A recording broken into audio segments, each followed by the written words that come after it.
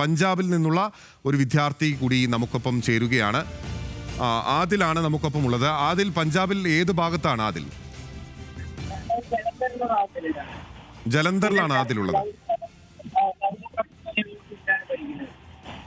ആദിലൊന്ന് phone അടുപ്പിച്ചു വെച്ച് സംസാരിക്കാമോ? Clear ആകുന്നില്ല ആദിലിന്റെ വോയിസ്. കേൾക്കാം, ഇപ്പോൾ കേൾക്കാം. എവിടെയാണ്? ജലന്ധറിലാണ് അല്ലേ? ട്രെയിനിലാണ്. ജലന്ധറിലായിരുന്നോ ആദിലുണ്ടായിരുന്നത്? ജലന്ധറിലായിരുന്നു. അപ്പോൾ ഞങ്ങൾ 2 ദിവസം മുന്നേ തന്നെ പോയിട്ട് ആദ്യം കുണ്ടൂർവാർ തുടങ്ങിയപ്പോ തന്നെ ഞങ്ങൾ പോയിട്ട് കോളേജുകാരോട് സംസാരിച്ചിട്ടുണ്ടായിരുന്നു, കുറച്ച് പിള്ളേരായിട്ട്. അപ്പൊ അവര് പറഞ്ഞത് ഇതുവരെ ഒരു ഇൻഫർമേഷൻ ഞങ്ങൾക്ക് കിട്ടിയിട്ടില്ല, അതുവരെ നമുക്കൊന്നും ചെയ്യാൻ പറ്റില്ലെന്ന് അവര് പറഞ്ഞിട്ടുണ്ടായിരുന്നു. അപ്പോ എല്ലാ പിള്ളേരും അപ്പൊ ഫസ്റ്റ് ഞങ്ങൾ കുറച്ച് ആൾക്കാർ ഞങ്ങൾക്ക് അറിയാവുന്ന ആൾക്കാരുണ്ടപ്പോ അവരെല്ലാം നമ്മൾ സേഫ്റ്റിയാണ്. നമുക്ക് എക്സാംസും കൂടെ നടക്കുവാണ്. അപ്പോ നമ്മൾ നോക്കിയപ്പോ എക്സാം സ്കിപ്പ് ചെയ്ത് ആവത്തുള്ളൂ എന്ന് പറഞ്ഞു. അപ്പൊ എല്ലാവരും അങ്ങനെ കുറെ ആൾക്കാർ പോയി. അപ്പൊ ഞാൻ എന്റെ ഫ്രണ്ടൊക്കെ നമ്മൾ സ്റ്റേ ചെയ്യുക, എക്സാം കഴിഞ്ഞിട്ട് പോവാന്നുള്ള രീതിയിലായിരുന്നു.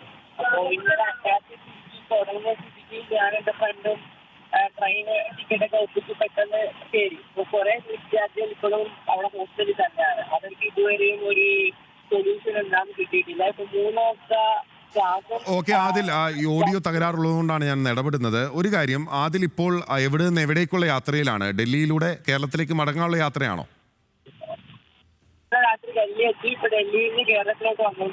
ഓക്കെ, ഡൽഹിയിൽ എത്തിക്കഴിഞ്ഞിരിക്കുന്നു അല്ലേ?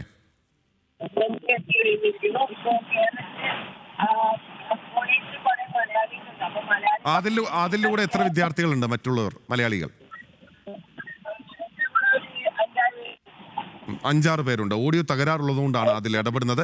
അതിൽ സുരക്ഷിതനായി ഡൽഹി എത്തിയിരിക്കുന്നു. ഡൽഹിയിൽ നിന്ന് കേരളത്തിലേക്കുള്ള മടക്കയാത്രയിലാണ് എന്നുള്ള കാര്യം വ്യക്തമായിരിക്കുകയാണ്. സുരക്ഷിതനായി കേരളത്തിൽ അതിൽ എത്തും എന്ന് തന്നെ പ്രതീക്ഷിക്കുകയാണ്. മറ്റ് പ്രശ്നങ്ങൾ ഒന്നുമില്ല. അതിർത്തിയിൽ നിന്ന് മാറിക്കഴിഞ്ഞിരിക്കുകയാണ്. അതിൽ ഉൾപ്പെടെയുള്ള സ്നേഹയും ആദിലുമാണ് നമ്മളോട് ജമ്മു കാശ്മീരിൽ നിന്നും ഒപ്പം തന്നെ പഞ്ചാബിൽ നിന്ന് ഡൽഹിയിലെത്തിയ ആദിലുമാണ് സംസാരിച്ചത്. ജലന്ധറിലാണ് ആദിൽ പഠിച്ചിരുന്നത്. ജമ്മു റെയിൽവേ സ്റ്റേഷനിൽ ഉൾപ്പെടെ നിരവധി 36 മലയാളി വിദ്യാർത്ഥികളാണ് ഇപ്പോൾ കേരളത്തിലേക്ക് തിരിക്കുന്നതിന് വേണ്ടി, ഡൽഹിയിൽ എത്തുന്നതിന് വേണ്ടി സ്പെഷ്യൽ ട്രെയിൻ കാത്തിരിക്കുന്നത്. അവിടെയുള്ള സാധാരണഗതിയിലുള്ള ട്രെയിൻ ഗതാഗതത്തെ ഈ ഇപ്പോഴത്തെ അതിർത്തിയിലെ സാഹചര്യങ്ങൾ ബാധിച്ചിട്ടുള്ളതുകൊണ്ട് തന്നെ പ്രത്യേക ട്രെയിനുകളാണ്, സ്പെഷ്യൽ ട്രെയിനുകളാണ് ഇന്ത്യൻ റെയിൽവേ ഏർപ്പാടാക്കുകയും ചെയ്തിട്ടുള്ളത്.